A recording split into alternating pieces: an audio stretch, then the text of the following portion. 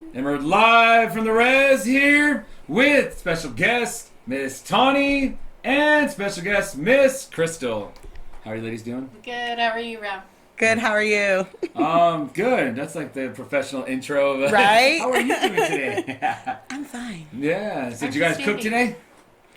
Actually, no, I didn't. I haven't made anything today. Oh, I made breakfast, some mushrooms and eggs. Yeah. On the stove. No, I've known you guys since like forever, like since we were young, and when I look the same as I look now, I'd like to think, anyways. Maybe not. But I know you for a lot of different reasons. You guys used to save my life back in the day, back in my boozing days, when I thought, Van was going to knock me out for, dancing with the wrong person. So Krystal, you were my dance partner at one point, saved me. And Tawny's always been my partner too, to save me, get me out of the bad situations when I'm running my mouth or doing whatever I do. But those days are long gone. Now I am a good member of society. I don't do these things. Are you? I don't know. And I'm a good member of society, and you guys too. Are elders up and coming, good members of society. Hell yeah. Can't wait to be an elder. But I know you guys a lot of people know you guys as cooks. This is true. Yeah. Really? I think so. I just thought I was so badass. You did just a native personality. Just a personality. Yeah, probably. I think probably people do know you guys as cooks. You go to a lot of, in our region, we have a lot of gatherings. We have, sadly, a lot of funeral gatherings, things like this, where it takes traditional cooks to show up and feed for hundreds of people, sometimes throughout the night, and in the morning, get up real early and cook for the diggers, flirt with them as they come in for morning coffee. Hey. I'm married one. Sorry, guys. So how'd you guys get into doing that? As far as like cooking for like funerals and stuff like that, I just grew up watching it. I mean, like my grandma, Aunt Flora, Sherry, Silva, Lester, Bernice. I mean, like watching all these people just cook. I don't know. I think it found me more than anything, I guess you could say. Like, I don't know. When that time came when they asked you to cook for your very first time, it's like, oh my God, what do I do? Gotta build up to the big leagues now. Hey, did you show up thinking like, do I get to season the food? Hell no! I knew I was gonna be standing in the corner chopping freaking carrots and stuff and making sure, is this to size? Right. Does this look good? It's funny though because like with any time we cook, regardless of what function it is, she's making the list. She's approximating everything, and I'm moving. She's like, "Does this look right?" And I'm like, "I don't know. Does it look right?" That's but so at irritating. the same time, like you do that part, and I'm over here, and I'm like the master prepper. Like I will cut everything. I will make everything. Yeah. To where like, okay, just throw that bitch in.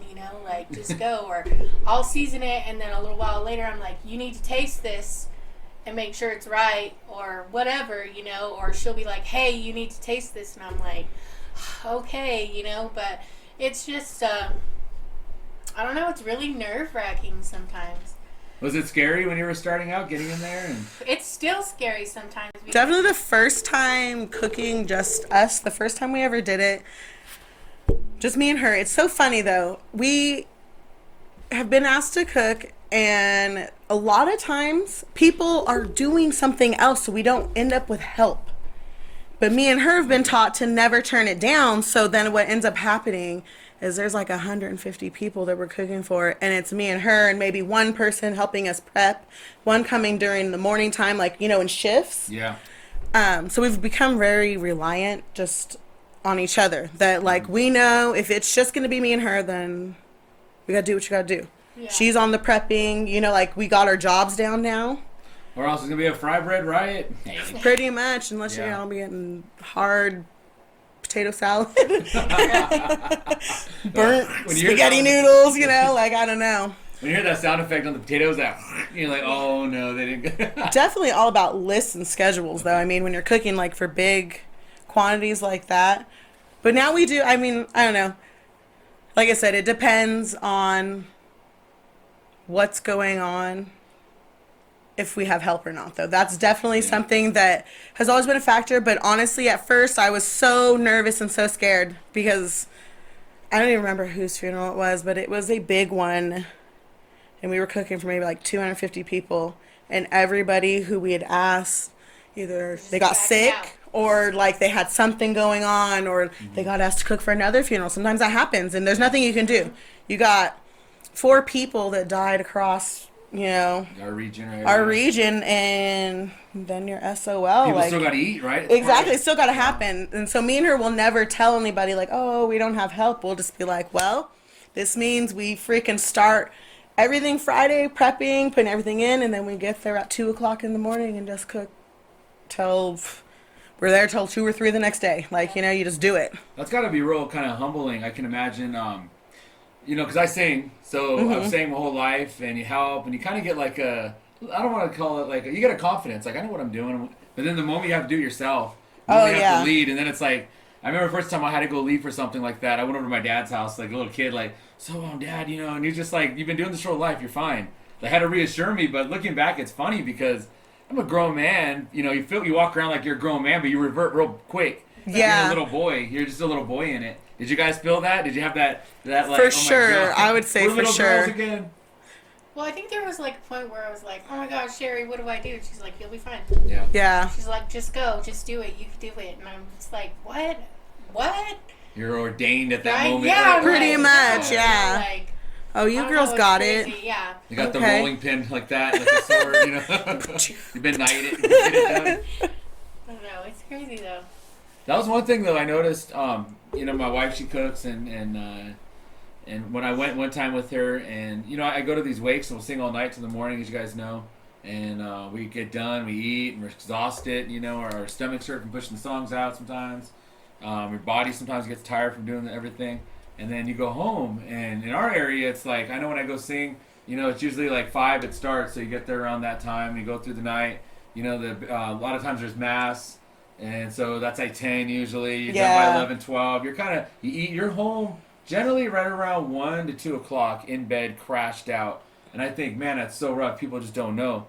But then I remember I've gone with my in-laws, and dude, you guys don't get done till like, you're not home at 1 or at noon. You guys are like cleaning. Yeah, and you're not we're there just at cleaning. 5. You guys are there like hella early.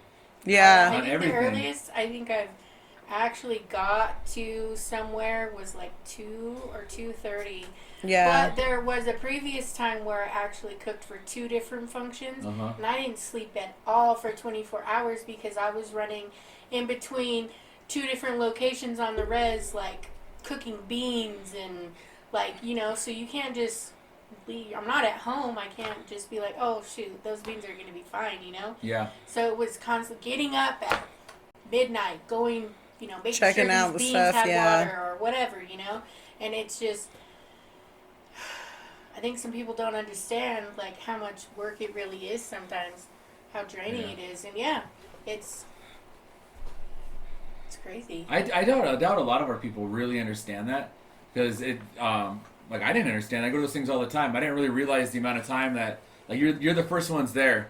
And you're the last ones there, cleaning it all up, been up all night, tired, and doing all of that. Well, everybody kind of rolls in, does their things, and leaves, and then you're not allowed to complain, right? Dude, I try not to. I don't know when I'm cooking. I try to like as best as I can. I know sometimes there's like things you start getting all like irritated, but I feel like you put how you feel. You put yourself into people's food. So like I try my best. Like even me and Tawny sometimes will be arguing, and I'm like, do you need to go check yourself?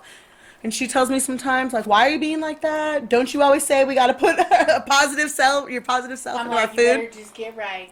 Pretty much. Because it just... So when we do long sessions of cooking like that, where we're, like, cooking for however many people, and we're there at 2:30 to, like, 3 the next day, during those days, I, like, really try my best to stay in the best, most upbeat, like, personality, even if, like, I'm like, oh my god, I gotta keep checking myself, because I don't want that to, like, project onto other people, you know what I'm saying? Yeah.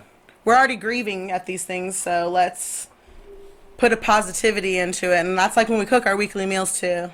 I always try to, like, in the morning, get myself good, smoke my herb.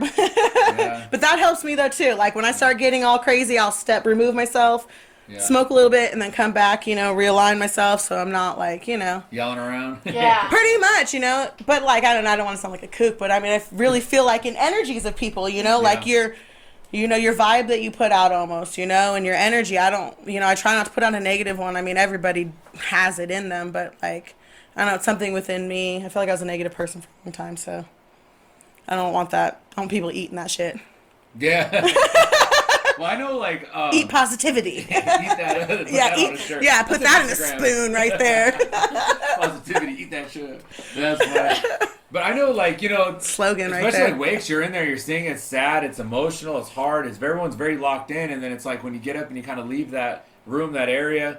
I want it to be a good, a break from that. There's a mini break to people converse, they talk. I know I go talk to people in the kitchen. Hey, how's it going? Good to see you. And I always feel bad because like I'm smiling and upbeat. People say like, "Oh, you're happy," and it's not that I'm happy because I'm happy because I want everybody to. Okay, now we've done this. Let them go. Let's eat. Let's rejoice in the person now instead of you know what I'm saying? Like, I don't know. I don't even know where I got that from. I guess just reading a lot of self-help books. I don't know. I think you guys, it's part of it, though. I mean, you go to those things. You're right, especially that last meal when everyone's kind of eating and then hitting the road. You want to send them home. You never know when you're going to see those people again, if ever at all. Sometimes. And some sadly, people, I was like, say sadly, some people I only see at funerals, and then like pretty soon I'm cooking for theirs, like Yeah. And if you know me, I love old people. I love talking to them. They're so full of history. So it always hurts my heart when it's somebody that like I talk to, and maybe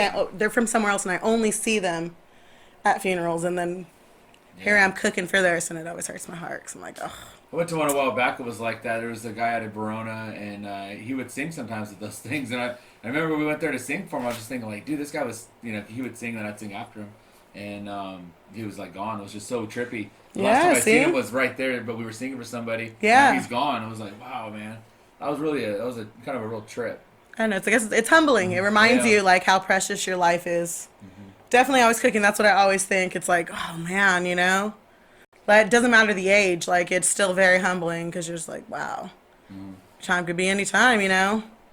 So when someone passes on or whatnot or doings like that, the family usually hits you up. Do they hit you up like right away usually, or is it like have you had people try to hit you up the day before, or how does that usually go down? I assume that as they're getting their arrangements together, they call and then maybe a couple days in. I think we've had a couple people actually, the person themselves tell their family, I want them to cook. Yeah, we've had that. Huge honor right there. And that is like I feel like that truly is. But then we've also had people. I feel like mostly when people are getting their arrangements made, Okay. Or they'll have somebody else cooking, and then they'll ask if we could help them, and then usually we'll just ask the person if they need help, because a lot of times if we're cooking, we cook with other people. They'll come and hey, we're short-handed. Can you come help? Okay. Does it ever get funky? Is there ever like cooking politics a little bit, or you know what? If I'm cooking with somebody else, I kind of just let them run the show and them tell me what to do. I don't know. I take pretty good orders, so I'm not gonna come in there and be all chiefy like I know, but I'm just, I'll just sit there. I got the biggest apron here. Get I got the size to show you, eh? Oh man. But yeah, I don't know. I try to just take lead from them. Yeah. Sometimes we do get there and they're like, well, what do we do? And I'm like, well, shoot, this is your show. You tell me what to do. What do you want me to do? I don't know. No, we're running a show. You tell me what to do. Just having scrambled eggs for lunch tomorrow and toast. That's it. But also, like, with people like that, I kind of feel honored at the same time because I'm like, well, I can tell you what I would do. Like, I don't know. Like, the best thing I always tell people, I mean, if they're cooking for any kind of group, let it be a party. Like, to just, like, write out your freaking list. Like, that helps so much. And we actually have a journal that has, like, all of our meals and everything we bought so I could check quantities. Yeah. If we've made this amount of meals and I made this much rice, now I know. So we buy accordingly. We buy the week of, literally the day before, so everything's fresh. And it helps. Same thing when we do funerals and stuff. We do everything. Buy our list. Everything is purchased pretty much the day before and cooked the day of. That's why we get there so early. Okay. Only thing we might make like beans or something overnight, but I mean like in everything That's why sometimes it gets tiring, but I mean, I don't know. I guess I've just been doing it for so long that I just don't. It's like second nature now. It's really weird. When I go to cook for my family, sometimes I make like, oh my gosh. Dude, sometimes it's like 20, like a 20-person meal, and they're like, who are you cooking for? I'm like, I don't know. I just started cooking. So when you guys were young, is this something you thought you would do, or is this totally not even on the scale? It wasn't on the radar until you got older and someone's like, hey, come, slice these potatoes, or... Like, for me, no, because, like, when I was young, Mom cooked, but we were always doing chores. So, like, either we were taking care of the animals or whatever, and then... She was just calling us for dinner, Yeah, she would just call us for dinner, and then I'd ask her, oh, Mom, how'd you make that, or whatever, and she's like, oh, you put this can, and this can, and I'm like, oh, okay, cool, Yeah. Never really paid attention or whatever, like, I think I seen my grandma make tortillas, like, one time, tortillas and fry bread one time. That was it. Yeah. And then as I got older, and the more and more time I spent with Sherry and Lester, Denise and Dina, I was always going with them to help them, and it was always like, and she's like, oh, you cut those, and I'm like, okay, how do you want them cut, and she'd show me, and then I'm like, okay, or she'd come over and be like, you know what? Is this good? You know what? These are too big, and I'm like, they'll say, they'll tell you. Okay. Oh, yeah. I never knew that was a thing. People outside the kitchen don't realize when they're eating. They're just eating. They don't realize, because it comes on the spoon the same, whatever. But those things have to be a certain shape, size, and direction. Oh, especially for Silva. Oh, my gosh. And Sherry. Oh, yeah. Well, they're so particular. It's like, and they're like a machine. But that's why their food tastes so good, because it also looks good. That's part of it, too, Yeah. For me, I was going to say my grandma always cooked. My mom cooked. Dad cooked. Everybody's always cooked in my lives. My brother, my sister. Even your brother cooks. Yeah, my brother cooks. And honestly, like, when we moved to Escondido when I was 12, I lived with my brother and my sister Vicky and her friend Kara, who later became my sister-in-law. We were always together, me and my brother, because the two girls worked all the time, my sister and Kara. They were always at work. And I think Kenny probably just got sick of eating out and also cooking. Yeah. So he bought me one of those Better Home and Gardens cookbook. Because I knew how to make, like, some of the basic stuff. Because, like I said, my grandma cooked all the time, so I grew up watching her make tortillas every single day. Yeah. A fresh pot of beans, refry the next one the next day, like, without fail. Fresh eggs from the thing. Like, she was the woman, so I just assumed this was what everybody did until I got a little bit older. And then my Aunt Jo was really, like, the quick meals. Yeah. So then it's like, okay, you don't have to slave. Yeah. You don't have to slave away at things. There's, like, quick meals that you can make. So, I don't know, that's where it came from, though. My brother, after he bought that, like, he was like, whatever ingredients you want, grocery store's right there. Walk over and go get them, and I'll try it. And he was like, and I promise, whatever you make, I will give it a fair... I mean, there was disasters. Pretzels. Remember one time we made pretzels? I didn't even have the right ingredients for them. I don't even know what we made, but he ate some of them. He said they were disgusting, but, he gave it a try. Worth a shot. Right. Yeah, but after that, I've always liked cooking. Like, once I started experimenting I like to eat. Always like to eat, so that definitely helps when you don't have, when you're a kid and you don't have a bunch of money, but you want stuff. Me and my friends would get in the kitchen and start cooking stuff up, but I don't know. I don't know if I ever really thought it would be, like, something I would be doing, like, right now. And then, like, right now, especially, like, trying to start, like, a business, like, almost like a catering business. I never really thought that I would be doing that, but, like, at the same time, when I'm doing it, it's like what I'm supposed to be doing, though, Like it fits. It yeah. feels right. It feels Yeah. right. It's like I tell people, I'm like, it's like second nature to me, Especially cooking in big quantities. I've never really realized how many people cannot cook, but how many people cannot cook in large quantities, like, and they're like, sometimes we're like, oh, yeah, I made a meal for, like, a dinner party of, like, 10 people. I'm like, that's so rad.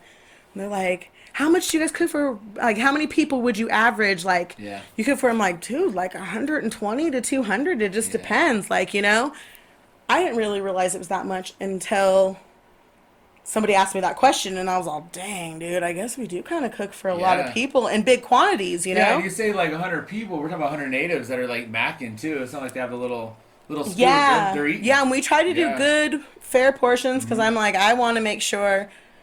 If I bought it, I'd want to be full. So if my family can get full off of it, you know, me and Ned are big people. So if me, Ned, and my 3 kids who all eat good, if us 3 can all, you know, if us 5, excuse me, can all eat. 6, we got Tawny always there too. 7 if you include. 7. Yep, include Alex. Yeah. There's anywhere from 5 to 7. My mom 8 off that one off thing. That one meal, because that's what we try to include ourselves. Sometimes I run out. My math might be off. When we make dinner on Tuesdays, we try, and sometimes we fail, but it's a hit or miss. I've been being better about trying to make sure the ours is included. Just sometimes, like, meat's hard to cook. It shrinks down a lot. Yeah. So, like, here now the meat is cooked. I measured it out, and everybody's getting X amount, and now I've cooked it, and it just doesn't look like enough, even though I've weighed it, and I know it is. Then we're the first people cut out. And then there's usually some people I, like, make meals for free with our family, and I gotta tell them, I'm sorry, you ain't getting anything either. All right, so we're talking about you guys' business. What do you guys call yourselves normally? When you guys... Mountain Made Meals. Mountain Made Meals, okay. Yeah. But you're thinking about changing that Tawny name? and Crystal's Bitchin' Kitchen. Told you it goes hand in hand. You guys need to start a channel, man, a YouTube channel, and do like a cooking show. Dude, people have told me that so many times. That'd be so lit. Oh, I couldn't even imagine it sometimes. You'd be hearing me bitching at my kids in the background. Like, oh my God. Or like, roll my eyes too right? hard. I don't know. You put a bunch of this shit in and that shit. People be rolling. They be making rolls. I'd be like, look, you need to pay attention because I don't use measures. This is my measure.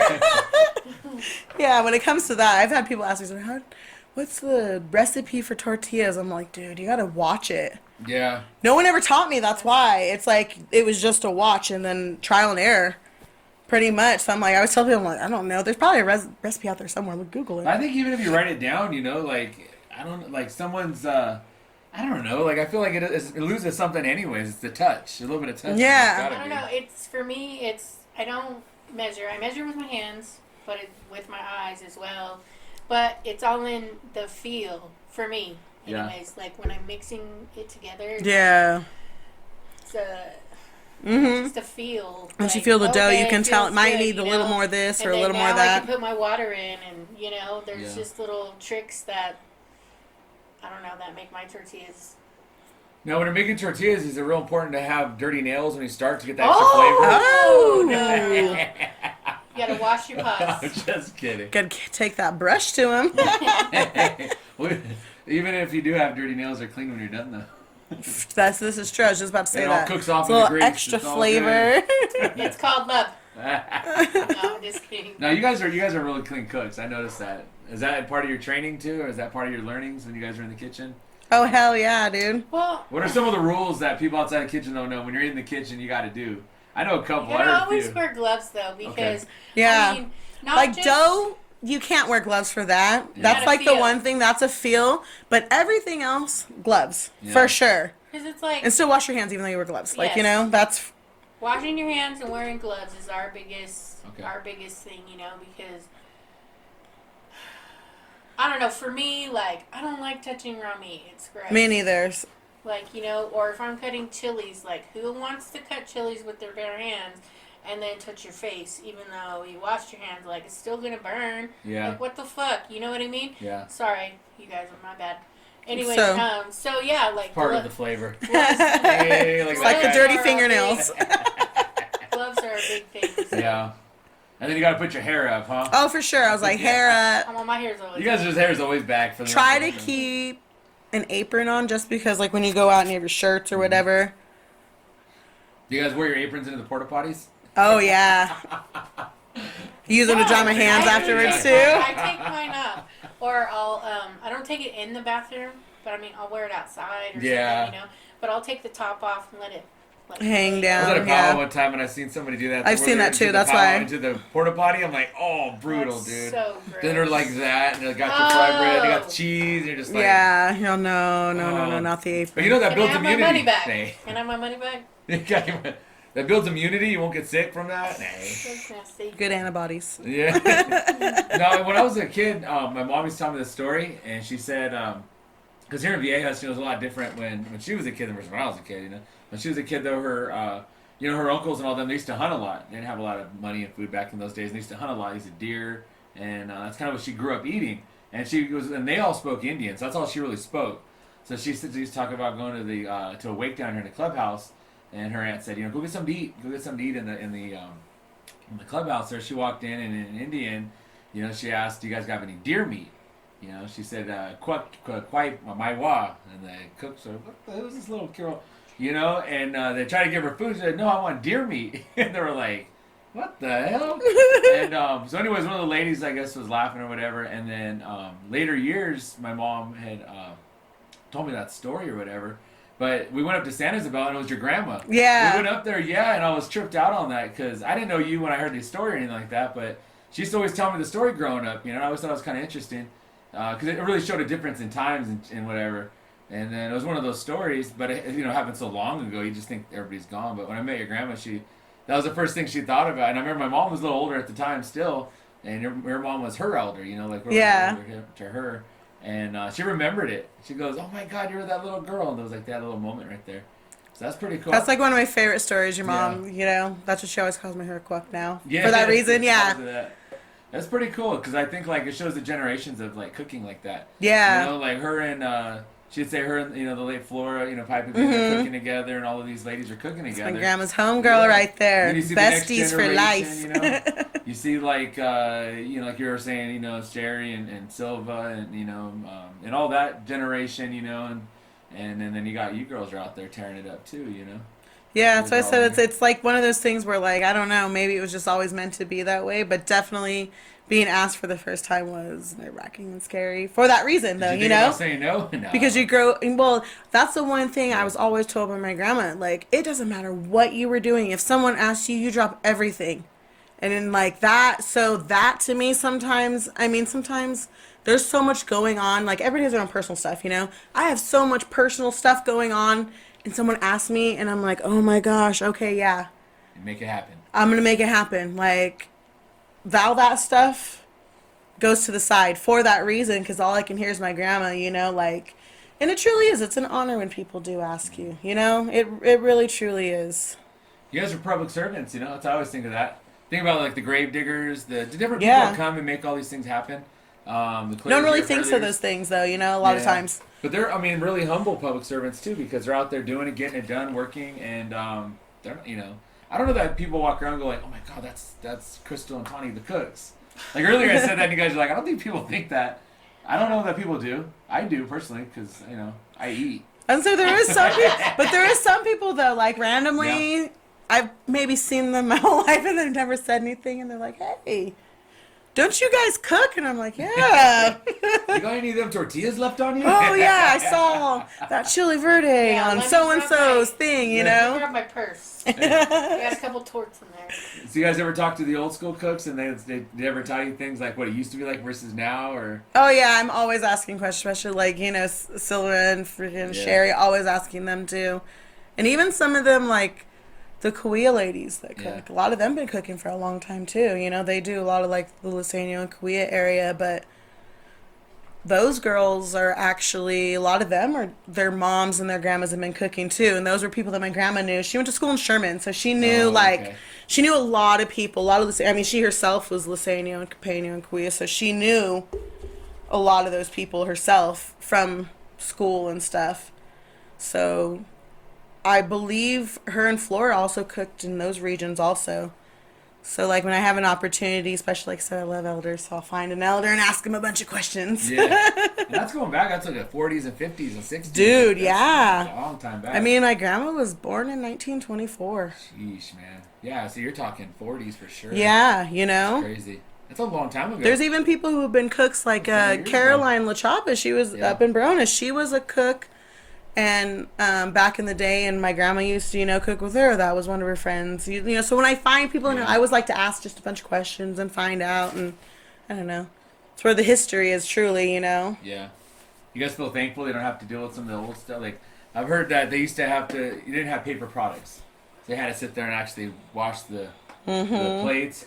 And bring the group in, yeah. Feed them, take them out, wash plates, do it again. Well, That's when I lived up in Saboba, up there, when they do their wakes, they use real plates and real silverware, And they feed in like waves. I don't know if you've ever been to like a Kauai wake or like Lusania wake. They feed in waves. I experienced that, and I was tripped out. And I was like, whoa, that's interesting. And to wash those is so redundant, but I get it. It's with tradition, you know. Yeah. Real, then has to be white, have to be silver. Yeah. Like they're very particular about their stuff. They got nice things, you know, the place settings, everything. You know, the linens. Like it looks nice, and that's another thing. I guess it makes makes these people feel like welcomed, or like, you know what I'm saying? They're coming there and you're giving your all, because people forget wakes are there for prayers, you know? Yeah. So, I mean, I guess that's why they do it. I've asked. I don't know how true that is. I can't even remember who it was. It was someone who was like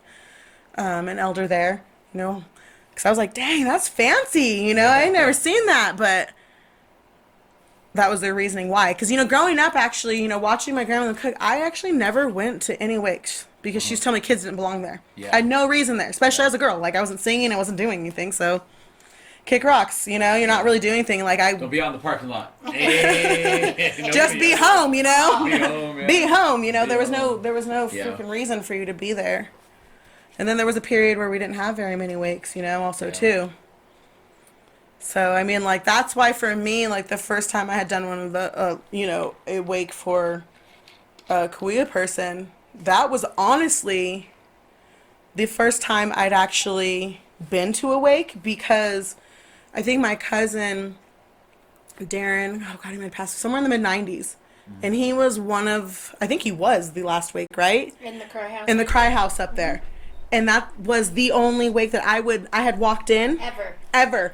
Both of us. We got to walk in and be in there for a hot minute. I mean, like, we were probably there, like, maybe 30 minutes just to pay our respects, pretty much. They made us sit in the back, and then, dude, that's it. Bounce on. Yeah. So after that, I was like, what's so crazy about it? Why didn't you want me there, you know? Makes me want to go to one more. Like, what's going on, you know? It's just, you know, you're a kid, so you're just thinking, like, mine, what are they doing? But I experienced that, though, where they do the settings and stuff like that, and I was all tripped out. I told my mom, and she goes, no, that's what it used to be like down here. It was like in our area. It was to be a person that would go out and call everybody in. Yeah, or call individuals. They kind of know everybody. She said, like, so they'd say, well, these people traveled in from out of area when you feed them first, so they bring them in first. Yeah. And kind of bring everyone in accordingly. And if there's food left, then you feed the family. Otherwise, she was saying even back in those days, family would just go home and eat and come back. Yeah, because they just assumed that there's probably not going to be enough for them. And then also, it's like they live right there. Like, why they got to go? Yeah. Now it's like people show up with their plates ready to go. Man, I need some to-go plates. Oh, and then they're mad if there's not enough sometimes. And it's like, I can't control. Like, I can't control. I'm like, I can't control that. Like, you guys, I can only work with whatever budget I'm given. You know, we don't get paid for this. And we try to make magic happen, you know, because we're really, really good at bargain shopping. And it's just, I think at the end of the day, I think some people who don't cook in a mass quantity like that don't understand how expensive meat in general is. Yeah, that's so true. And then if, like, your menu is like meat, that's all the money. And so then after that, I gotta pull magic for noodles. I gotta pull magic someone's for, dog's going missing. Nah, just kidding. One of the cows in the field is going to sleep tonight. But for real, so there has been like one or two places that we've cooked where we just barely scraped by. I think we might even put like $50-$60 in one of them, and we bought some stuff ourselves. But it was just because we knew it was going to be huge. Yeah. And it was just like all meat. And I think the family might have been upset, but I mean, there was nothing. Like I told them, I can only do so much, and I'm so sorry, you know. And I hope they understand. I think they did, but I mean, we did the best that we could, and truly, we fed it up literally till the family. So in a way, like I told them, it made it. You got beans and torts. Yeah. That's what the family got. They got something though, you know? Yeah. Or it like just happens. You dip your tongues in there and you're pulling out maybe like a palm size of meat. You get one bean and they're like, moving. Can I have some more meat? And I'm like, no, I'm sorry. And they're like, are you for real? I'm for real. Do you see how many people are here? You know, like, I try not to be like rude or whatever, and it's so hard for me sometimes because I just get so. Well, I think people frustrated, forget you know, that like, we've been up since 2:00 normally by now too. So now I'm like, oh my God, I remember talking about positivity. My positivity's running out. Where's that quote at? Where's my t-shirt at? Well, I need a beer to be positive right now. Make me positive. But honestly, like, I think people don't realize by the time lunch is served, I've been up so many hours. Yeah. And I usually, Tawny I know she's like me too. I was going to say she goes home and goes to sleep kind of early. I'll be up with Ned at freaking 1:00, still with him. I'm like, oh my God, I gotta go to sleep. I gotta wake up in 2 hours. Oh, That's my own fault though, you know? And I'm always, I don't want to hear it. I saw you on freaking Snap. I see the little green light on your social media. Turn it off. Go to sleep. Yeah. As I was waking up, I saw you go and turning yourself. Why did it say you were awake 2 hours ago? What were you doing? Why are you liking that comment? Yeah. Shut up. Go to bed. I want to hear it in the morning. Why are you sharing things at 3 hours ago and you're late now? I don't think people understand like what you guys go through because they never had to do it. I 100% in that boat because like my in-laws are they'll prepare and they organize and they're so ahead of the game. But that's I think when we're like this though. though. I'm so laid back where I'm like, oh dude, just do it tomorrow. And they're like, don't have to do it today. Da, da, da. I remember one time I went for a run to go get meat and then but sure your enough, runs are like to TJ, bro. Like, what are you doing? running all over. Right. No. But I went to like one store and I said, oh, they're selling it for this much over there. And all right, can you go to this other spot? I'm like, well, you just want me to get this? I'll just get this. No, we're on a budget. I was like, oh, okay. So I went to another spot. And then they were going to different spots too. And I was like, wait a minute, how many stores are we going to? And they're like legit were going, like they were going to the best spot to get the best meat for the best price. And then they were like really particular on how much we bought exactly so there'd be enough, and I was just like, I was tripped out. I was like, I think you guys are kind of overkilling this a little bit. But they're like, no, it's just we have a set budget and we got to make sure it feeds everybody. I didn't understand that. Like, are you going to have drinks? Are you going to be providing the paper products? Are we, like all of these questions that I would never think of, but it's like, it's literally your guys' profession to know that, to know all of these numbers, so you can plan, make it happen, and give everybody like a good meal that represents the person well. Where people are like, oh, that poor guy didn't have anything for his doings. They're honestly, hungry, and they really good. Exactly. When people ask, it's like, oh, hey, can you cook? And I'm like, yeah, sure. Let me grab a piece of paper. What do you want on your menu? And they're like, funeral food. No. You need to tell me specifically. What you want. Do you want spaghetti? Do you want enchiladas? Do you want stew? Do you want bread? Do you want tortillas, or both, or what? You want a green salad? You want a Caesar salad? I mean, there's so many things, Right? Yeah, potato salad, mac salad, I feel like families go, okay, we want it's like, hey, wait, take it easy now. We want fry bread, we want tortilla rolls, they want everything, right? They want roast beef, they want pitted meat, they want the full chicken, they want which is fine, I don't mind. But you need to tell me what you want, because you're going to leave this menu up to me, you're going to get spaghetti. You're $5 hot and readies are coming. But I mean, it's like, I know it's hard for you to think at this time, but I need you to tell me what you want. Yeah. Usually we end up reading off, do you want this? Do you want that? Do you want this? Oh, Oh, you got it. I'm like, okay, I just need to make sure, though, Yeah. Or, because, some people will be like, you know what? I thought I told you I wanted this. And I'm like, no, you never said that. This is kind of why we go over the menu. Like, what do you want? Or, oh, well, I forgot. I thought I called you. And I'm like, oh, and I'm really scatterbrained. So then I have to kind of rely on her and be like, hey. I'm almost high. Between my scatterbrain and her just being high, sometimes it's like. No, I like lists for everything. I got kids, so it's just hard, my kids, everything's unpredictable because of them, my schedule, Do you guys see a disconnect between just kind of cooking, we're here to cook, and then there being kind of or do you guys feel like there's not a disconnect of the psychology of it, you're there to counsel them a little bit too, I imagine? Do you find yourself in that position where I always feel like people unload, and I'm okay with that. I just feel bad. Sometimes I don't know what to say. I mean, other than just stand there and just let them go, just let them unload whatever it is. But yeah, definitely it is one of those things where Tawny said, people are talking, sometimes the person just passed away, they call us within a few hours or whatnot, in their mind, they're not thinking, that's why we do try to go over it after. And then a lot of times they'll keep calling us and telling us things exactly kind of like an early, and that's okay too. I'm like, it is one of those things where feel like you kind of, do you guys feel like that too? I know how you feel. Yeah, people? 100%. Yeah. Well, and in the singing thing too is people sometimes don't really know everything about that, so they just kind of like, we know we want singing, and I'll get back to you, and I want you to be there, and it's like, okay, well, so then I guess I clear my weekend off, I plan on being there, and then there's been times too where it's like, okay, we don't, the other family doesn't want anybody there, and you're like, oh, okay, well, I'll be there anyways, because, so to me, I always think, especially if I know the person, I'll just plan on being there. If they need me, use me. If they don't need me, that's fine too. Yeah. I'll help out in whatever way I can. But yeah, I do find myself, and a lot of times, because they got all that, it's hard. You lose somebody. It's really probably one of the hardest times of your life.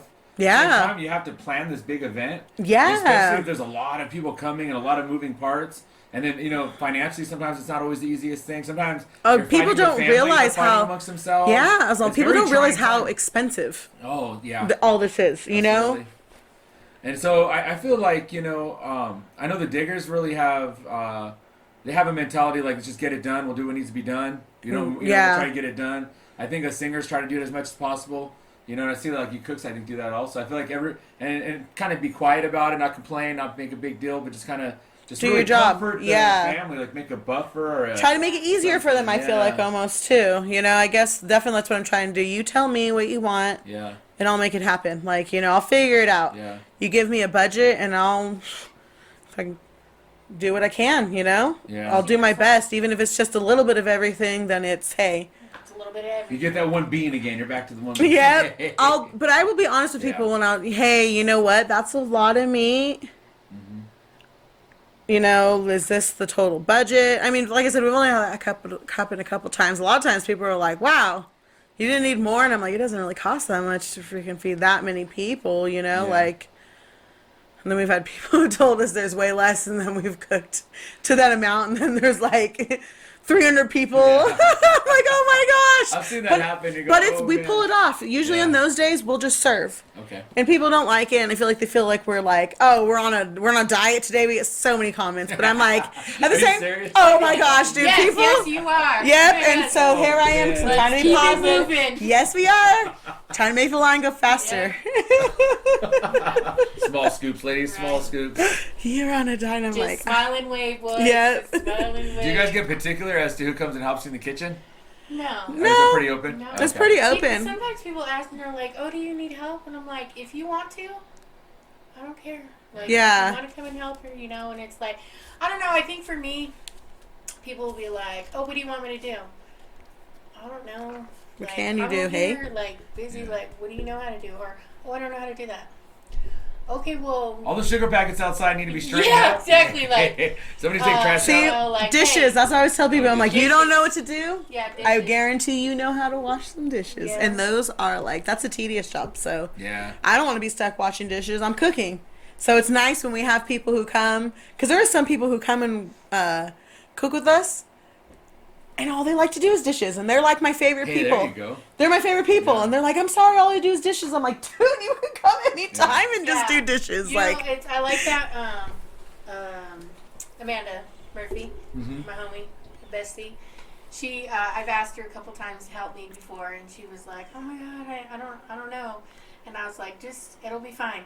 Okay. Just come and cut things. Hands down, every time she's like, I'll do dishes. And I'm like, yes. I would say Amanda's the best at it, too. Thank you. Nikki's a good one, too. Yeah. Nikki will do dishes. Nikki will do dishes and clean all the counters and sweep the floor. Yeah. I like that, dude. What now, Auntie? Okay, grab me this, grab me that. Yes, she's a good helper, but right there. I think with majority of the women that offer their help or we ask and we have people there, they don't really have to ask us what to do because they already know. And which is really cool. And I think that's not because they cook for funerals, but they cook. Oh, okay. You know what I mean? Yeah. So and honestly, I was saying most of them are just our family. Van, so Nicole, we were all raised. Got a network of family. Our sisters. Denise, Emily. All of us were pretty much raised by the same people, so we all cook pretty much the same. And I don't, Sure. sometimes Bianca, she's like, how do you want to make potato salad? Well, the way you make it. She's like, oh, okay, just checking. I'm like, shit, don't ask. Which is funny though, because I never realized how big of a deal potato salad is. It's Oh, a big deal. But she made it different one time. Oh, dude, her family's like, well, that's not how we make Make it. Oh, dude, don't ever. Oh, Potato the salad. squares are too big. I was like, I thought it was good, and they're like, that's not how you make it. I was like, what? I didn't know there's a way to make potato salad. Apparently there is. There is a way.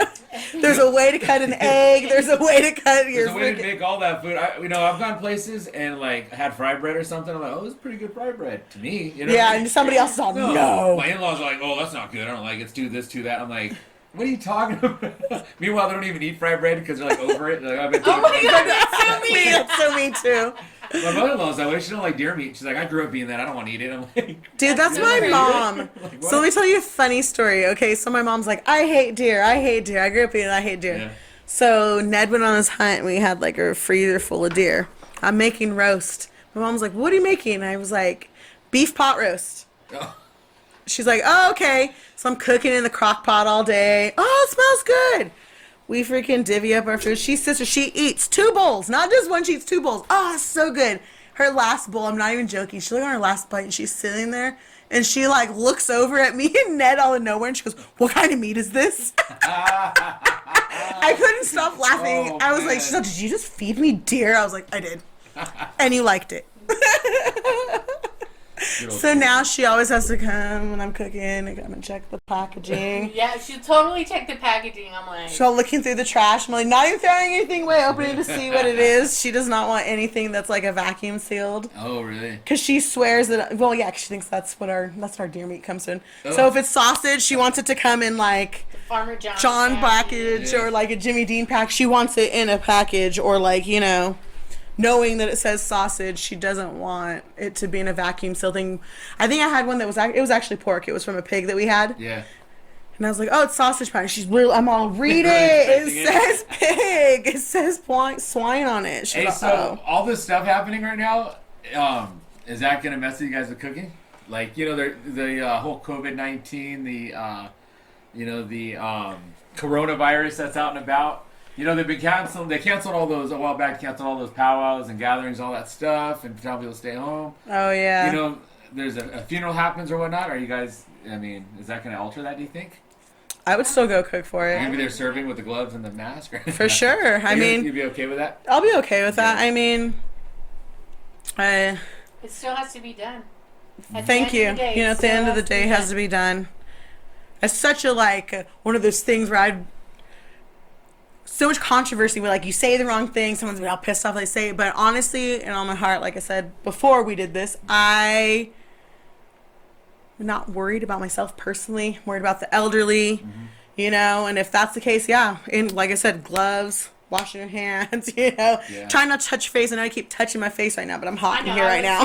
like, But you know what I'm saying? Like taking the extra precautionary efforts. And honestly, people, I mean, eating healthier food too. Like, so that's why I don't mind. I'm like, I hope this will encourage people, probably won't because everyone's in a panic, to cook more at home themselves. I mean, I know people can't cook, you know, and really truly, like, this is probably financially going to, like, hit us too, you know, because people maybe are not going to be buying things because of what's going on. Yeah. And I understand that too, but, like, we are what we eat. Stop eating processed foods too, like, you know. Yeah. I'm not going to say that I'm like the best at it, but I really try my best to have us eat at home as much as we can, like, you know. Yeah.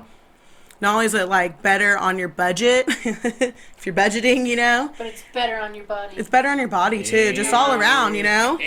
You can still get this size eating homemade food. Yeah, you can. But you know, like your vegetables and taking Yeah. your stuff, I mean, it's a real thing. I tell you what, if I'm go out to eat a taco, I'll have 1 or 2. But if I'm at home, I'll eat like 20. Like, not even an exaggeration, dude. I'll eat like I'm gonna live. Like Van will make a platter of just tacos, you Dude, know? 'cause Van makes And it's good like tacos, rolls, man. And I'm just there macking and like there's 4 left. I'll be like, I'll just finish them all. I'll just eat them all. And I'm just like, Wow. I know it's not good. Moderation. That's why I have kids now. They help me out. They help me out. Right? But no, you eat at home. I eat at home, man. I'll back down. You know, just something special about eating at home. But It is the truth. As I was saying, I'm like, you don't get this size being at home, but I feel like it's healthier though too. oh, it's way healthier. You know, It's gotta be. On so many other levels too, and then now we're worrying about people not washing their hands, and Right. Yeah, I was gonna say, you know who's prepping your food. You know if they're sick. Yeah, you know if they're washing you hands, know. You know if the kitchen's clean. When you eat at home, you have all those things. You go out, you don't know. You don't know what. You don't know what's in It doesn't matter what the company says. Oh, it's up dude. to the person who is preparing your food to do the proper steps. Yeah. You can have it posted everywhere. Wash your hands. Do this. I mean, like, I've seen people picking their nose and touching things or scratching their hinds, and then they're all really touching people's food. I'm like, dude, you didn't even have a glove on. You didn't wash your hand. You're touching, you're sweating, you're touching your face and your hair and your ass. Like, come on, dude. My dad, you know, he's a paramedic. He's retired now, but he was a paramedic for a lot of years. And I won't say the food chain, but he went and had a call that somebody had burnt their hand in the deep fryer. Oh, and so they went there and they God. bandaged him up and everything. And then he noticed that they didn't like throw the grease out. They turned it back on and they kept cooking. And they were doing all that and they got him going. And then he was like, he just like noticed it. He goes, wait a minute. He goes, where did you burn your hand? And the guy's like, oh, right there in the cooker. And they were using it. Oh my gosh. And he was like, we couldn't eat at that establishment because it was a chain. Yeah. We couldn't eat there for years. He was like, I won't eat there. And then another one he went to, I forgot, the guy like steamed his arm or something. And so I forgot why, but they had to pull out the oven a little bit. Yeah. And he said you could just see all the roaches, like all kinds of stuff back there. See? And he said you could see like rat droppings in the. And he was like, we couldn't eat there either. There was 2 spots growing up that I couldn't really eat a lot of the chains, you know, because of he that He reason. just goes, I will not eat there. Our family's not eating there. And it used to always make me think like, yeah, that's probably not. Yeah, That's I not mean, cool, man. You never know what they're putting in your food. It takes one crazy dude to be at a food chain and just be like, I want to mess with my people's like food I said at the today. beginning, people's energy. There might Energy. be some weird person doing some weird shit to your food for no reason. Yeah. You know, you never know. Like, you know, that shit's real too. People, Yeah. like I said, I don't want to sound crazy, but I mean, all that's I don't a think real, it's crazy. that's a real thing, you know. Definitely, like, I mean, like I said before, I try to keep the positive out, but I try to pray. Like, honestly, like, truly, my whole heart, pray for people, you know, that, you know, this brings, you know, good health and that they enjoy the food, that they get to spend time with their family. Some people are stressed out on those days that we could, you know, Tuesdays, we do Takeout Tuesday. That's kind of like in the middle of the week. Yeah. A lot of people have baseball. And it makes, you know, or like sports or just running their errands, people work and they're just getting off and they got to get their kids. They don't have to worry about cooking now. They know that they have a good home cooked meal that is good, wholesome ingredients. Like I said, it's real shit. Like, I'm not going out and, you know, it's not processed or anything. I'm using real deal, good quality shit here, man. Hey. Like Putting good vibes into it Billy too. Madison? Yeah. This is handcrafted. We're gonna quality shit here, man. No, well, so how do people get a hold of your? How do people get a hold of you guys? You guys just on like personal orders mostly? We're just or? on personal order. I mean, you guys got we're on networks, you Facebook. guys- yeah, we're on Facebook. We don't have like a page for ourselves yet. Just because I've been worried about like licensing, trademark, all that stuff, Oh, yeah. tax. I mean, I don't really know. Like, I don't even know. Like, there's a transition. I need to figure out what we're gonna do to take the next step as Yeah. far as getting. Incorporating or And I don't something. really know any of that. So like, we have a CPA. And I need to sit down and talk to him after tax season, See what's so up he with can it. kind of give me an idea of what's the best route to go for us. Yeah. So right now we're just kind of going rogue off our own Grassroots, stuff. traditional, Yeah. Old school style. Yeah. I mean, because I don't want to open something and then somehow be deemed like I don't want to come back. You know, I want it to be legal. So right now we're just running it off of our Facebooks. It's just every Tuesday, but social media having our own outlet will soon where people can contact. And now it's just, you know, if you want to order, if you have suggestions or anything, people can just contact us through Hit you guys up, Facebook. stand Yeah. up. Yeah. That's cool. And so you guys plan on making that your primary at some point, or just something you enjoy, just kind of keep it at that? Right now, it's what I enjoy. I have some ideas that I have where to take this the next route. I just haven't really put anything to action yet. Yeah. Kind of figuring out what direction. I'm like just gonna do like a catering business like online, or do I do the whole like traditional grassroots fine store Yeah. and like turn it into a cafe type thing? Like there's just I don't know which direction I'm gonna take yet. Take it to Del Mar, La Jolla. Hey. Straight from the Rez. Like, Right? Oh, dude. Dude. Sorry if there's any. Look, we need you to come cook. Oh, I can't. Hey, don't. Right? We used to say. I'm going to say this, and no offense, all you people, but you white people eat that shit up knowing that it was native made. There's another thing with a spoon. They love that. You just got to put the word authentic in there. Oh, yeah, I got a good sob story. Yeah. I'm a traditional native from this land. You took it. Tawny be in the background, just stoically looking off. Yeah, exactly, just like that. The marketing. Yeah, the marketing tool. No, I mean, I don't know what we're going to do with that, but that would be funny. They'd be all, fuck these fucking fat native ladies over here. How did that all come about anyways? How'd you guys were just like one day cooking or like, you know, like. Krystal was like, oh my God, I have an idea. And I was like, oh my God. Meanwhile, you probably just cooked that weekend, all tired from it. Oh, I was cooking. I was in the middle of cooking. You were in the middle of cooking. I was in the middle of cooking for a party at the time, and I was like, dude, like, I'm always cooking. Like, It's so funny. So Scarlett, she's 4, and at school, you know, they write, you know, draw a picture of your mommy, or, you know, draw things, and everything she does, I'm always cooking. Anything she talks about, what does mommy do? Mommy cooks noodles. Mommy cooks this. Like, you know, it's always cooking, and I was like, dang. Yeah. I guess I am. Like, when she leaves in the morning, I'm in the kitchen. And when she comes home, I'm in the kitchen. So, like, I think she thinks that's all I do. And that's what I asked her. We kind of really hang out in the kitchen. So, yeah. Like, may as well just be making money doing this now, too. I don't know. Yeah, she was just like, I got an idea. And I was like, all right. And it was like, we were going to try it out. And then it just, okay, next week. I'm like, okay. We're like doing this. Okay. Like, okay, I'm down with that, you know. I don't know, I get anxiety sometimes because I'm like, oh my God, I'm so tired, and then it's Monday, and I'm like, fuck, okay, let's go, you know? So, sometimes, not sometimes, every single Tuesday in the morning, I wake up early, and every morning I am, like, filled with anxiety, because, like, I get a little bit of self-doubt in me. Even though I've done this a million times, and I know I'm going to be fine, I still get all like, oh my God, can I do this? I'm making like 180 pieces of chicken. Like, can this be done? Da, da, da, da. And then by like 10 o'clock, I'm like, I'm the bitch. I got it. I'm good. I don't know what I was tripping on 2 hours ago. Like panic mode every Tuesday. She's just like, oh my God. I don't know. It's like, every gosh dang week. I'm like, you're doing this. Like, you're fine. You got it. And she's like, I don't know. And I'm like, oh my God, yeah. So by 10 o'clock, she's like, I don't even know what the fuck I was talking about. Like, I got this. We're fine. We'll make this some fun. I was like, I was not worried. I don't know what your problem was. Isn't that weird though? Like, you do something like all the time, or you're comfortable doing, you feel at home doing it, and you still get nervous doing it. Yeah. I do that singing. I swear to this day, people don't believe me, but you still get nervous, right? I used to go off to the side and be like coughing and like, oh man, it's kind of like odd. Like I didn't feel like I had to almost like get myself revved up to go a little bit.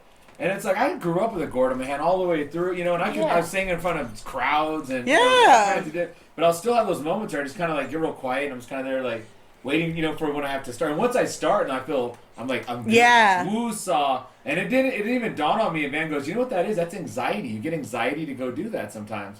And I'm like, really? You know, yeah, that's exactly. I never thought of myself as having anxiety. I know. You used to always be like, I don't have anxiety. I don't understand. I don't know what that's like. I don't have anxiety. Okay, Ralph. I'm like the worst with it and didn't even know it, you know. But once I realized what it was, and I was like, oh, wow. You know, but it's cool because then you kind of think about why you have it or maybe, you know, something different. And I think for me, a lot of times it's because I really do want to do a really good job. Like if I'm at home singing, I don't ever have anxiety. But if I'm in like a big crowd or whatever, a lot of times I don't have anxiety for that either. But I notice like if it is something like a funeral or some ceremony, like we're really just all focused in, I do kind of get nervous because I want to do my best. I want to be in the right mindset. I want to be feeling good. Surround myself with people that aren't like. I want to make sure the crew has a good vibe, a good mind and heart, you know, and we're not there in any bad way, you know. And I just want it to be perfect. And so I really get into that zone. And then for me, especially if I'm singing all night, you know, like I just get into like a very altered like dimension almost where I'm just kind of like I'm greeting, hey, how you doing, blah, blah, blah, but my mind's just always on that. Yeah. And it's like when I sit down, I get cranky, and it's just like then I'm just on that like next song. And once I start on that like Ferris wheel of going through the night, I'm comfortable. But when I step off of that, I do kind of get like, oh, okay, I'm unsure, uncomfortable. And I do kind of get that way. And so I think it's just because I want to do a good job. I think that's definitely what it is for me. I I don't want to say I'm a perfectionist, but I'm a perfectionist pretty much. I like when I do something, I want to do it. I want to do it my best, and let that be the best. I want to set the score. It just that's how I've always been. So especially when it comes to cooking, this is our name, but my name, and I just want to make sure that everything's good. And so then I get all worried, like, oh, we're gonna finish this on time. It's just anxiety, and a lot of times I just, like I said, I gotta talk myself out of it because I know I'm okay. I wouldn't have agreed to do this had I not thought this through for the whole week, Yeah. But I still, every single Tuesday, get super full of anxiety in the morning, at least for like an hour. And I gotta like really just try to like pray it out and just be like, you're okay. Like, you're fine. You have this. I don't know if that'll ever go away though, either. No, I don't think it will, because, like you said, every Tuesday, I get off work and I get there and she's just got that look on her face and I'm like, you need to go work that out. She's like, what? And I'm like, you need to go poof that out. And she's like, that's usually what it is too. So I'm like, and they're sitting there like, catching up, or, if I have to like prep something while she's working it out, like, just like, hurry up, go work it out. And then I'll be like, okay, let's go. She's like, okay. But we're good. It's good. But I don't know why she doubts herself. She's got it. Yeah. I will say this, though. You can coin the idea of an empanada birthday cake. You remember doing that here? Yeah. You came made like all the empanadas, put them in a circle. Do you remember those empanadas? I do. I don't know whose birthday or who it was. I think it was Vanessa's birthday. Was it Vanessa's? Or was it yours? Or was it yours? Might have been my birthday. I think it was Sounds yours. like something I would appreciate. Maybe it was. Is RJ's birthday by yours? No. No, it's April. It's April. Because I was okay. I'm like, was it RJ's? But I feel like it was yours. I feel September. Oh, you know what? I have the picture when I was dating. Yeah. But I just remember like. It looked like one, huh? Yeah, you had it stacked like a cake, like the different tiers, but it was all empanadas around. I was just like, that is so cool. Or what about when you and Van used to do your cook-offs? Yes, we need to bring Chopped. Man. Remember that? Man, dude, RJ can be a part of it now. Remember the kids were judged? Oh, I know. So I was like, let's have RJ cook. Yeah, you guys remember that? Was fun. We did gingerbread houses at one time. I remember doing that, and then I did Santa Claus out front with a little gourd. With a little lollipop. It was perfect, like fondant or whatever. Yeah. But then, what did we do? I think we did chicken one time, or lobster. Oh, it was lobster. Lobster. That's Remember, right. we guys did lobster. Yeah. What were the menus? Somebody. We were blanging. Hey. Oh no, you had what was it? The Monte Cristo sandwich. Remember? Oh, dude, that sauce. Yeah, that was good. Right. That was fun. That was really good. Yeah, we got Makes me hungry. That was fun. Yeah, I want a Monte Cristo sandwich. Right. Fuck, Disneyland's closed. Shit. We were up at USC a while back. We stayed at a hotel. Beautiful place, by the way. I didn't even know they had a hotel on campus. Oh wow, yeah, I it's didn't know that either. The little elevator buttons have the little USC sign. It's real pretty there. But we got a Monte Cristo sandwich brought into the room. Not to disparage the place, but I was like, I can make a better sandwich than this. Dude, honestly, I love Disneyland, but your Monte Cristo was better than Disneyland's. Remember? I was like, that's really good. Yeah, I was like really, really impressed by that. Not fresh, still to this day. authentic ingredients. Yeah. Hey. Fresh blueberry sauce. Okay. I don't even remember how I knew how to make that. I don't even remember. I think you guys looked him up. Is that what it? I think so. I just had like a week to prepare. You versus Van, dude. That was a fun, and it was like you and Ryan, wasn't it? Ryan, and Reese, and then like the rest of the kids with Van. Yeah, she had RJ. That's why. I remember like was it my nephew came over and Randy? Yeah, he came over to judge, and nobody wanted to say Van didn't win. They just gonna get all mad. Remember? Fucking serious. She did. She got this fucking Van. She got all mad. She lost. I was like, wow, the food, bro. Whoa. This is why me and Van are so much alike, though. It's our birthdays. Because that's something I do, motherfuckers. You better piss me. You piss me off. So what is your guys' favorite meal to make, and what's your favorite meal to consume? Ooh, favorite meal to make. That is so hard, but honestly, I'm thinking it's that chili verde. Oh, yeah. That was a big hit, and it was so good. And I've made it like twice since then. Espanol, that's green chili. Yeah, hey. Green chili, meat and green chili. Yeah, it was good. It just chili put like meat on it or something, or just no? The chili itself? I actually like make the what is it, tamalo? Tomatillo. Tomatillo, that's what it is. Tomatillo? Small. Yeah, the tomatillo seeds. know. The tomatillo sauce. You know, like Tomatillo? a tomatillo. I was talking about tamalo. I don't know what the fuck they are called. Molly's saying. I roast those Okay. and make my own sauce, and then pour that into the pork and let it cook down and simmer for like, I don't know, a long time, hours on Really end. just get it right. Yeah, Wow. it's good. Tortillas and rice. I made some for Joe's birthday, and I put hominy in it. Dude, I love hominy, so Yeah, I do that's like too. the only way I want it now. Are you one of those people that eat menudo? Don't even eat the The tripe, yeah, just eat the hominy. That's me, dude. Hominy is my favorite part. Yeah, I don't like me though, but I'll eat the hominy and Yeah. the juice. Yeah, the rest of it, I'm like, What's your favorite thing to cook on? I don't cook. No, I'm just kidding. Hey, I'm the prep. I'm the sous chef. I'm like, Hey. seriously though, like she picks the recipes, or she'll be like, what do you think this or that? And it just really depends what it is. Like, I make all the tortillas. Well, she helps me, but She makes them. I prep. I'm just a flipper. I prep everything. Yeah, If Tawny she just has like, it dude. already, like, I prep everything. So, do you So that roll it? while she's prepping, that frees up opportunity for me to start cooking something okay. else though. You know what I mean? So it like makes it. It just actually ends up that creates a way. flow, kinda? Yeah, because Yeah. usually, like you know, like she said, she gets off work, so I'm already home. I'm already starting something. So when she comes in, it's like she just picks up right where I've already left off. She starts prepping the next thing. So then I can just, you know, we can just keep going along. When you make tortillas, do you actually roll them out, or do you get the plate and cut it around? Fuck, we roll them out. Come on. Just kidding. I'm all there's gotta a. fucking roll it out. I'm all there's a way to do that. No, just kidding. Like, I'm so sure. People have asked, "Do you have a press?" I was like, "No," but I want press? to try one of them. I wonder if they work. I do too. For the Like, corn press or whatever? Yeah. Yeah, but they say you can use it for flour, so I don't know. Really? I've never tried. I've never even tried making corn. I want to though, kind of, just to like for my own personal thing. I'd make them to sell. Just You ever go to like Tacos El Gordo and they they just have popping those? them? Oh my gosh. It is good. yes. Oh, I wish it wasn't raining. Yeah. You know, my mom said that when she was at like the boarding school and all that. Like they had a tradition like they didn't use rolling pins. They did everything with their fingers. Oh yeah. So Yeah, it's- old school. They would just instead of rolling them out, they'd do it all with their fingers. Well, I Dude, do like roll just them. gnarly. I and then do stretch roll them. them like halfway, and then the rest. you yeah, get we hand stretched stretched out. But we do. I mean, And then when I make fry bread and stuff, I don't like to use a rolling pin. I like to hand. They do that. But I saw, honestly, like when I went out to Oklahoma, a lot of them don't. They don't use rolling pins out there. Yeah. But it's because it's a different style of bread though too. They get the big puffier bread, and I personally, I like that. I don't know. I'm a soup person. It could be like 100 degrees, and those freaking Okies are eating corn soup, man.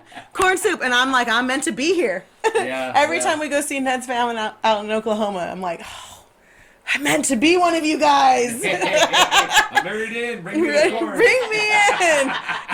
Bring me the corn soup, please. all the corns in the world. Literally, everybody knows. Oh, there's corn soup. Everybody knows. And they I said, like you it. know what? Here comes Nacho Libre. Yep. You know, those are the Lord's. Chips. Yep. Oh man. You know, the first time we were out there, Ned let me eat kidney gravy. Kidney gravy? That's gotta be good for you though, I bet. But I'm sure it was, but it had a funky taste to it. So I've always been raised, you know, food gets put in front of you, especially like we're all eating like the gym, you know? yeah. And I don't know, I've never been out there, you know, so I'm like, what do we do? And it's like, oh, you just sit here and they're going to serve us. I'm like, okay. And so he's kind of telling what to do because they have their own little traditions, you know, Sure. about drinking their water before, you know, so we're waiting. So we drink our water, we're allowed to eat now after they've prayed. And I see this like rice and meat gravy looking thing. And I'm like, oh, okay, something is just like, I make meat gravy with just like meat and bell peppers, like ground, you know, like a ground beef gravy Okay. over white rice. Looks Going just on like brand it. called Shit on Shingles. Yeah, pretty much. Yeah, Exactly. Basically, yeah. I was like, I always forget what it's called, but yeah, Yeah, shit yeah. on shingles. So I look at it and I'm like, oh, okay, it's good. So I start eating it, and I'm like, thinking to myself, kind of has like a weird texture to it. So I tell Ned, oh, you don't eat the gravy here? And he goes, oh, I don't like kidneys. Oh my God, I could have slapped him. I was like, why the fuck would you let me eat that? He's like, I thought you liked it. I'm like, I have never been out here. How would I know I don't know what any of this stuff is. Like the corn soup, I'm just eating it, dude. What's with the fava beans and a nice Chianti? Basically, I was like, dude, so now I don't know. I've like I said, I was raised to not really ask, but now I'm like, I don't care. I'll ask. I'm not asking him. I'll ask someone else. What is this? Yeah, you go to like those traditional communities outside our area. You gotta watch what you eat. For real. I mean, unless you don't care, but like, yeah, they'll be feeding you some traditional stuff. I mean, it wasn't bad, know? but it was definitely consistency. And then mind after that, knowing what it was, I was like, oh, I don't know. That's why it tastes weird. But I guess if I had to rate it, it was okay. It was okay. Yeah, it was not bad. Yeah, I mean, they're eating it, so it must be good. I know in Canada, my family love went up it. there, and they all eat stew, and my brother was all tripped out because he was like, "Oh, that's really good. What is that?" And it was one of their delicacies. It was moose nose soup. Oh. And they asked him, he goes, "Hey, what's in this moose nose soup?" He thought moose nose was like a Cree word or something. They're like, no, it's moose nose, the nose of a moose. Out of it, it's like, oh, wait, what? I've heard moose is really good, though. I don't know about a moose nose. Moose is really good. I guess the nose is a delicacy? I don't know. I thought shark Okay, fin people soup, eat- and shark fin soup was bomb. Don't eat bats. There's a public health announcement. Right? Don't eat bat Don't eat soup. bats. Well, I mean, look. People Chicago. eat pig's feet. Yeah. I like pig's feet. And they eat guano. Guano. Right? Guano. Collect the whole set. But when I went to South Dakota for Vernon's doings, Yeah. You ate whole- puppy they soup, put- eh? They were like putting food in front of me, and I was already full, but I was like, "Oh my god, this is so good!" Like, I've seen these older women make meals out of commods. You know what I mean? Yeah. I was like, "What?" I was like, literally like, "What is that? What do you got there?" And she's just like, "Oh, it's just this and that," and I'm like, "What?" You know? You don't just eat it out of the can? Yeah, yeah, right. But I watched this older Lakota woman. She made these biscuits out of like, you know, those old school like oval roasting pans. She put like a thin layer of like oil in there, and she threw those biscuits in there, and it was like a cross between a biscuit and fry bread. Ooh. She made like breakfast sandwiches. It was almost Bannock. Hey. It was I was gonna say, it all kind of right, sounds like. I don't know, but it was really delicious. Yeah, I bet. But what's that Wajobi sauce? Wasabi, yeah. Sauce? That was my first Fire, time huh? ever, and I was like, What is this? they were like, oh my god. And one of I think it was Willow's boyfriend at the time, she's like, you know, you don't have to eat everything we put in front of you.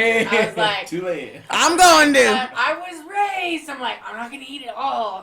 But I'm gonna at least try it all. Yeah. Because and he's like, yeah. And then Dawn was laughing at me, but I was like, I don't know. You know, like.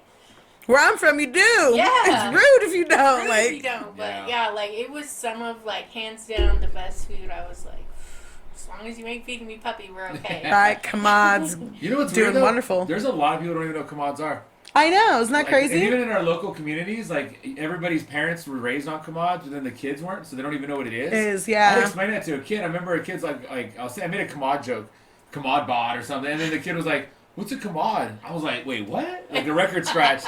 I was like, "You don't know what commodities?" Yeah. They had no clue.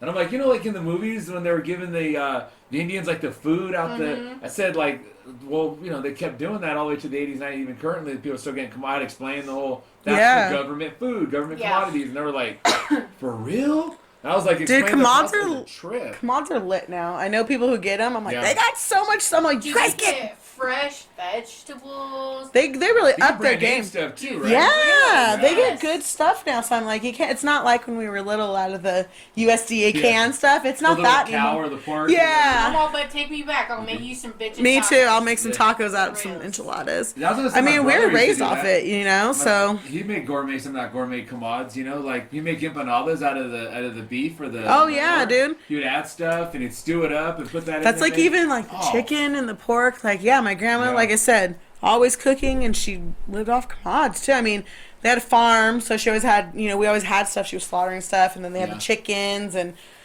but a lot of the stuff was off commods, and she made miracles and magic happen with those things. You know, like you would not have even have known, like you know, You make me a magical meal out of commods. Hey, I magic. will love you forever, right? But you know, like commods, they say, you know, because it's all canned food, so it's all unhealthy. You know, the blood pressure, it's bad for people in the long run. But I'll say there are some magical foods in there because Some of it is medicine. You get diarrhea or whatever, eat the cheese. You're constipated, drink the juice. You know what I mean?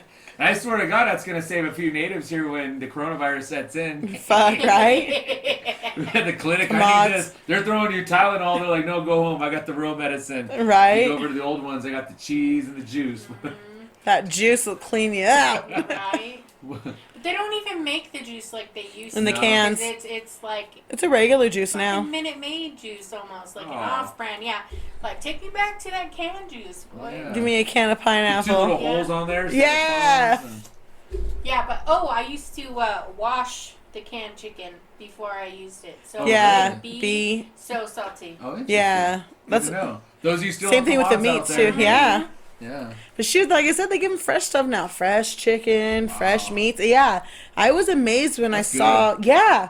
Like, getting back to what you were saying, how Wow, it's like you all got unhealthy. odds. No, not even joking. I was like, how do I qualify? Shoot, look at all this stuff. Like, it's, Quit my job. I'm gonna. they have like, whole things of like 50 pounds of potatoes or something ridiculous. 25 pounds or something like that of potatoes and like 15 pounds of carrots. Like, you know, say they're given like a roast month. I think the person got like 40 pounds of roast. I was all, what? But that was because their family's so big, though. Yeah.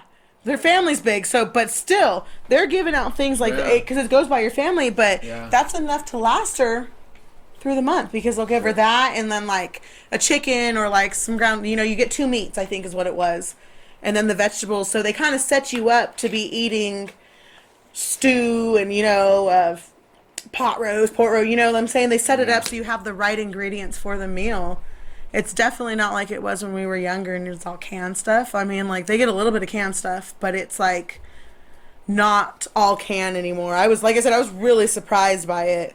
Yeah, we used to have to I'd water mine down a little bit and stuff, and I don't know, I think that some people were just using it as a mixer for their drinks. For sure. No, My they brother's still crew, give, they're drinking it as a mixer, they're pouring it in there. they still give the powdered eggs and shit. Yeah. Yeah, I always collect them for my aunts. They like them. I know Van likes cooking with the powdered eggs. That's a good move. Yeah, see, I have some for her too. I was saving for like her and Silva too. I know they like to cook with them. I'm like, I got some eggs for you guys.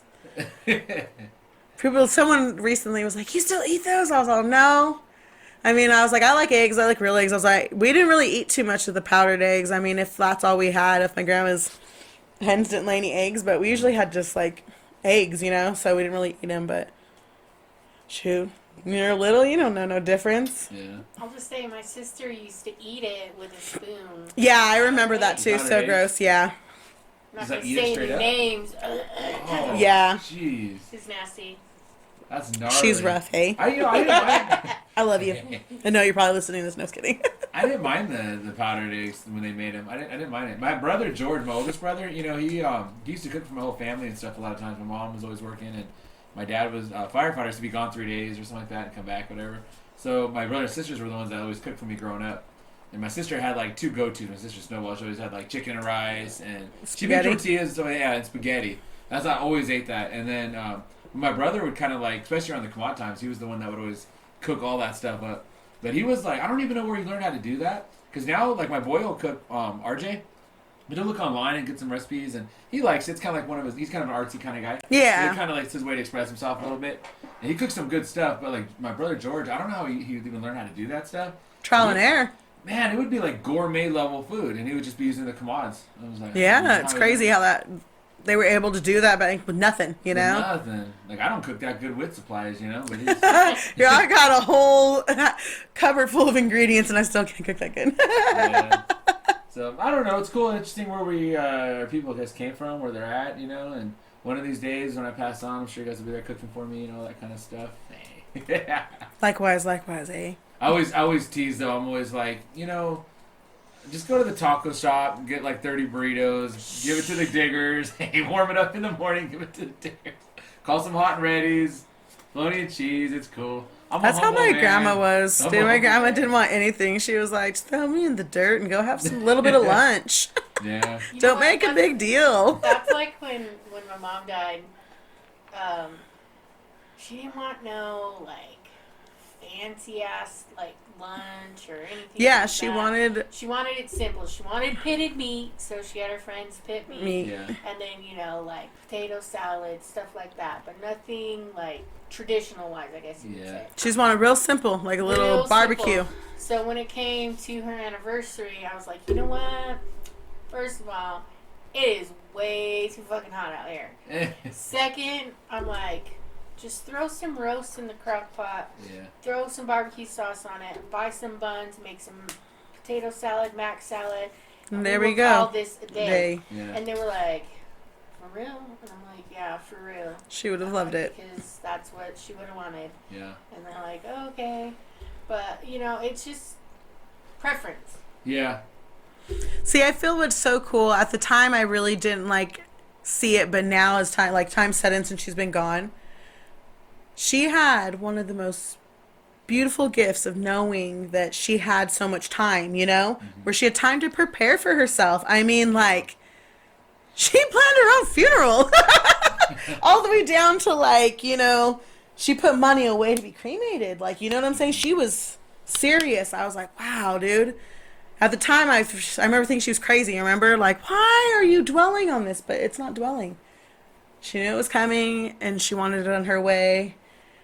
I'm a bossy person like her. I want to be like that, too, Make sure everything's right. But, I mean, she made it so simple for everybody. Yeah. And then it was done so, beautifully. It was so smooth. And I'm like, gosh. But, I think that's even in death, you made life so easy for us, Yeah. Oh, yes. I think that's a mountain thing, though, sometimes. Because, I go up there to those dunes up there, and a lot of times it's very drama-free. It's just, make it happen. I remember I went up there one time, and they said the dunes are going to start at 10. And I got there a little bit late, but I was like, oh, it's going to start at 10. No, I got there early. My dad was there singing. And I got there to help him, and I got there, right at 10. And he was coming down. He goes, it's all over. So what do you mean it's all over? I missed it? And I was like, oh, what the hell? Because I was on time.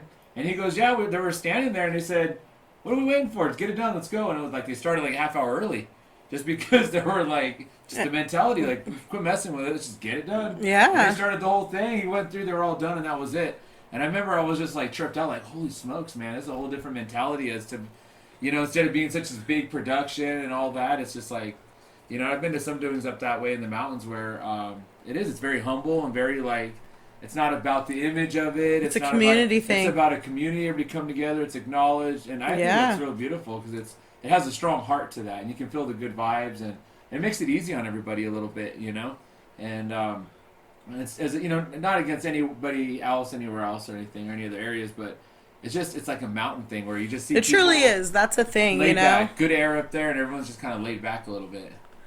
For sure. And I feel everybody might have their own little beefs, but when it comes down to something like that, a funeral, someone passing, we can come together real quick, people up there will band together and make things happen and go back to arguing the next day. But you know what I'm saying? For that moment, that's why things meetings are on Sunday. Hey. Yeah, things are. For the record, I work on Sundays. But no, I mean, it's definitely, I think that is definitely a mountain thing. And as far as things happening early there, I always try to explain this to Ned, mountain life starts early. Yeah. So when they say a party in San Ysabel starts at 10 o'clock, it probably starts at 9:45. Yeah. That's something you know what I'm saying? It took me 20 years to learn that, but yeah, yes, and it's probably going to take him 20 years too because of how he is. But every time we get somewhere and he's all, dang, there's a lot of people here. And I'm like, because it's halfway through the party. Yeah. And he's all, no, it started 20 minutes ago. I'm like, they've been here. They've been freaking doing things. Yeah. No, there's no Indian time, quote unquote, up in SY. There's just not up in those areas up there. No. It's just not there. I show up on time. They've been there an hour. Yeah. I always joke, I'm like, what do you guys do? Show up and help set up chairs? What? Yes. But yes. they're like, yeah, that's what we do. Everybody gets there and starts setting up and helping out. So it's I don't know. And then once everyone's leaving, the people's still straggling. So everybody starts helping put everything away. So it's I don't know. I have barbecues in my house here in Viejas. And oh yeah, we're going to, party starts till 1. We'll probably eat around 1:30. In my mind, at 1:30. And then here comes 12 o'clock and all the SY crowd's already rolling in. I'm dude, that's every party I have. Yet, running around, check everything situated. And I don't know why I didn't learn that the first time, but it's it took years for me to realize, wait, these dudes show up an hour early every My time. aunts are gonna be here. Yeah, you know what I'm saying? They always show up early. They're comfortable, got their spot, and I'm behind trying to cook and everything, and it's like 1:30, here comes 2 o'clock, and here comes my family rolling in at like 2:20, like, because in their mind, they're like, oh, it started at 1:32, so we'll be there around 2, whatever. Yeah, let everybody... Yeah. And then, meanwhile, these guys are starving, and they've been waiting forever, Yeah. Are you going to throw those on ya? Do you need help cooking? Yeah. Do you want me to bring that out for you? What's on the menu? What are you guys making? I'm like, Do you have propane? It's like, oh my god. Well, that was the other thing. I tell Vanessa, I said, well, you say the party starts at noon. It doesn't mean you eat at 1 or at noon. We might eat at 1. Just the party starts at noon. That's what we put out. She goes, no. No. When The party starts at noon. You better be eating by noon. Food has to be out at noon. And that's why, like, sometimes, like, we get the confliction with my, with my in-law, with Ned and everybody, my in-laws, they're like, what are you tripping on? I'm like, because my aunts are going to be here in 15 minutes because it's an hour early. Like, I'm not ready. That's such a mountain thing. I don't think that's like that anywhere like that. Just up there, I don't know. Like I said, because mountain life starts early. I was, it's just, I don't know how many people wake up past the sun getting up. That's what I'm saying. Like, everybody is up before the sun up there. True. Like, especially, you know why though? It's because you live so far and you're so used to commuting to everything. I knew, like, when I was in high school, I went to school in Escondido, San Pasqual. And I would stay at my grandma's, I'd stay at my brother's in Julian, and people were like, you drove from fucking Julian this morning to school? And I'm like, yeah, it's like 45 minutes away. Yeah. But to them, they're like, oh my gosh, it's hours, And I'm like, it's really not. Like, that's just because you only go when it snows. Yeah. You don't know the road. Yeah. You don't know I'm going freaking 55, 60 down that grade, But, like, you're probably going 10 because you're scared, like. I'm with flow of morning traffic. The other thing that people don't know either is the idea of, like, stocking up and buying stuff. You've seen a while back, everybody's buying toilet paper and all that kind of stuff, but it's like, when you live down here by the city, you just drive and go grab whatever the hell you want. Yeah. But when you live up there, it's like, you might get snowed in. You might get all of these crazy things. Yeah. You're not going to be able to do that kind of stuff. So I know everybody, seems like they're stocked up and they're ready to go. The storm comes, man, they're ready to go. Yeah, so you don't have to drive very, you want to drive all the way down the freaking, and literally, that's all the way down the mountain. That's not just like how I live in Verona, I have to drive down to Lakeside. It's like, no, you got to physically drive 45 minutes away to get to like another, like, Ramona's big now. When we were little, it wasn't as big as it was. So, we went to Escondido for everything. And the other part of that, too, is like gas. I usually roll around with a quarter tank, half tank. Yeah. I'm terrible at that. But, like, my in-laws, they get a little like, hey, you need to get gas. I'm like, I'm going to have a tank. Well, okay. They get, like, kind of nervous. They look over, like, because they know I'm terrible at that. They're like, you need to get some gas. My mother-in-law, her gas, she likes to keep it, on the high side. And I learned that why, because back when we had those fires, we got evacuated. I'm driving out, and I, like, legit was like, I'm about to run out of gas on Sunrise Highway. And I'm like, what am I supposed to do? And Van's like, don't worry about it. She called Max. And Max came out, or Tony. No, it was Max. Max came out, and he had gas. He just had gas. I was like, you just have gas around? He goes, wait, you never know when you need it. And I'm like, I guess. Good thing to know I'm coming Max, eh? I'm calling Max. He got me gas so we can get our Bronco to a good spot, but I was like so ill prepared, Yeah. It's a whole different mindset of preparedness that I don't have that a lot of times, But up there in the mountains, you better. Yeah, I think that's the fires of what made everybody. Yeah. And plus, just I think just living up there too. But I think the fires also put a lot of fear into people for that reason, as far as like the canned stuff and making sure you have your gas, making sure you have water, toilet paper, about that, You got a cord of wood outside, it's going to be a long winter type of stuff. Yeah, always preparing. Yeah. Oh, they say it's not going to be cold this winter. I guarantee during all those years that we had the drought and it was super hot, like, 90 in December and stuff, I guarantee those people up there still had a cord of wood at least, Oh, yeah. Even though they weren't burning it. Mm-hmm. Even though they weren't burning it, they were still preparing. But they conserve and they take care of their stuff. That's the other thing I noticed, too. They really take care of their stuff. I remember when I first started going up there, it's like one of the poorest communities in all San Diego County. On paper. But you go into people's homes, you wouldn't know that. Everybody's got nice things. It's taken care of. Not everybody, but a lot of people. A lot of people. Yeah. You don't get a vibe of like, oh, these people are suffering. Everyone's very proud. Everyone's really like, they're living a good life, And a lot of community and family. I don't know. I always thought it was a little cool going up there. My mother-in-law used to be like, how was she, like her home was always just just immaculate and clean, and just always cooked a lot of food and just A lot of food, Yeah. always nice stuff. Yeah, definitely, for But they sure. take care of their stuff. See, me, I don't take care of my stuff the way she does, you know, or the way they do at their household. I'd be like, I'll get to it. And they're on top of it, take care of things. They, you know, if I'm going to go purchase something, I'm like, I'll go get it next week. And she's like, no, you know, it's going to go on sale and, you know, wait or whatever it is. You know, they do just everything's planned out, organized, Yes. so you can get the most out of everything. And sometimes I can get lazy on that stuff and a lot of waste. But they're conserving and making the most out of what they got. And because of that, they live a lot better life than I do. They're not struggling as much. I'm right here dude. next to the city. I should be doing a lot better, but that's just what it is. But your godson Drew, that's the dude. When like we go to sing, all my SY crew, they're always there on time, but Drew's always the first one there. Oh, for sure. Yeah, he's probably giving me, always, yeah. Where are you at? I'm like, I'm almost there. I'm here. You know, and he gives me the reconnaissance of what's going on as I'm coming in. He's like, you better hurry up. They're already, you know, this has already started. I'm like, oh, okay, or you got time, or you know, whatever. Well, that's like some of my coworkers. They're like, "Why are you always at least 15 minutes early?" And I'm like, "Because that's the way I was raised. You always be at least 10, 15 minutes early."